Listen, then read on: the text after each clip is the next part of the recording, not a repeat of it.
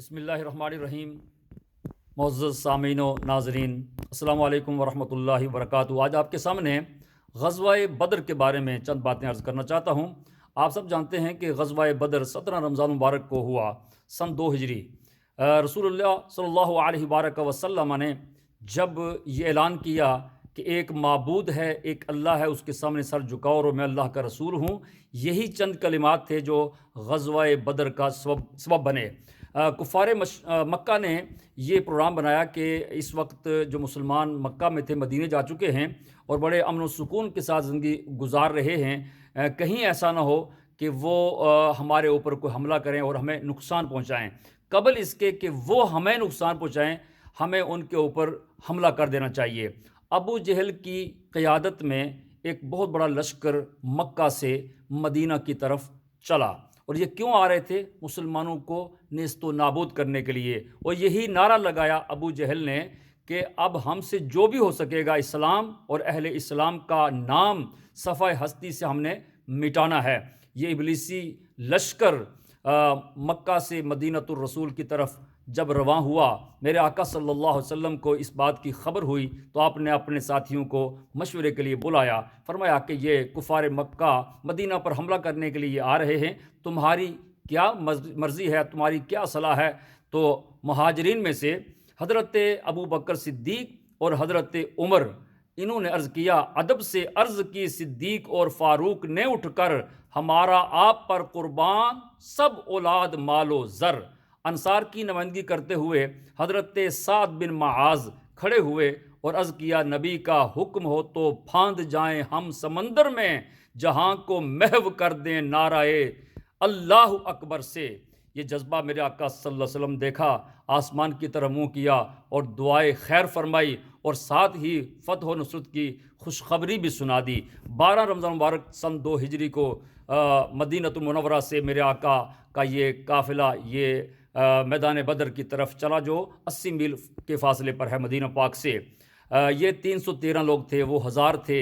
یہ 313، لیکن ان کے پاس سامان نہیں، کوئی لڑنے کی چیز موجود نہیں، لیکن خوش ہیں۔ وجہ کیا ہے؟ وہ جانتے تھے کہ نہ تیغ و تیر پر تکیہ، نہ خنجر پر، نہ بھالے پر، بھروسہ تھا تو ایک سادہ سی کالی کملی والے پر۔ یہ لشکر ساری دنیا سے انوکھا تھا، نرالا تھا کہ اس لشکر کا افسر ایک سادہ سی کالی کملی والا تھا۔ میرے آقا صلی اللہ علیہ وسلم اور کفار مکہ، یہ دونوں یہ حضور کا لشکر، حضور کی قیادت میں حضور کے ساتھی، اور کفار مکہ کا بہت بڑا لشکر میدان بدر میں اترا۔ اس وقت طریقہ کار جنگ کا یہ تھا، ایک کے مقابلے میں ایک۔ کفار مکہ نے 3 لوگوں کو جنگ کے لیے بھیجا، عتبہ، ولید اور شیبہ کو۔ نبی کریم صلی اللہ علیہ وسلم کی طرف سے حضرت عوف، حضرت معاذ اور حضرت عبداللہ بن رواحہ نکلے۔ انہوں نے پوچھا کفار مکہ نے، تم لوگ کون ہو؟ انہوں نے کہا کہ ہم انصار ہیں۔ تو انہوں نے ٹھٹھا مذاق اڑایا کہ ہم جو چرواہے ہیں بکریوں کے، ہم ان سے لڑنا نہیں چاہتے، کسی بہادر کو بھیجو۔ جب یہ آواز سنی، کس نے سنی؟ یہ سن کر میر حمزہ، بو عبیدہ، مرتضیٰ نکلے، لگاتے نعرہ تکبیر، سب شیر خدا نکلے۔ حضرت امیر حمزہ مولا کائنات، حضرت ابو عبیدہ، یہ 3 احباب ان تینوں کے مقابلے کے لیے نکلے۔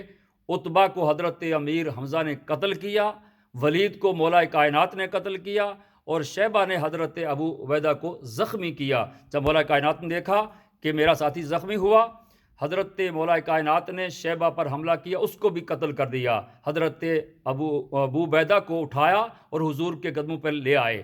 یہ میدان بدر میں مسلمانوں کو فتح ہوئی، اور امداد ربی باقاعدہ فرشتوں کی صورت میں مدد کے لیے آسمان سے اللہ نے ان کو اتارا۔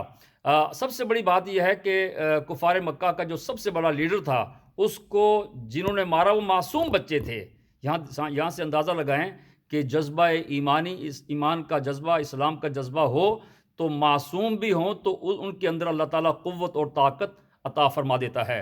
اور جب یہ جنگ ختم ہوئی تو 70 لوگ تھے کفار کی طرف سے جو قتل ہوئے، اور حضور کی طرف سے جو لوگ شہید ہوئے ان کی تعداد 14 تھی۔ حضور کا طریقہ کار تھا کہ جب جنگ ختم ہوتی تو اس علاقے میں 3 راتیں آپ قیام فرماتے، تو آپ مقتولین کے پاس سے گزرے اور ان سے خطاب کرتے ہوئے کہا کہ اب ہمارے رب کی جو باتیں تھیں ان کو سچ مان لیا؟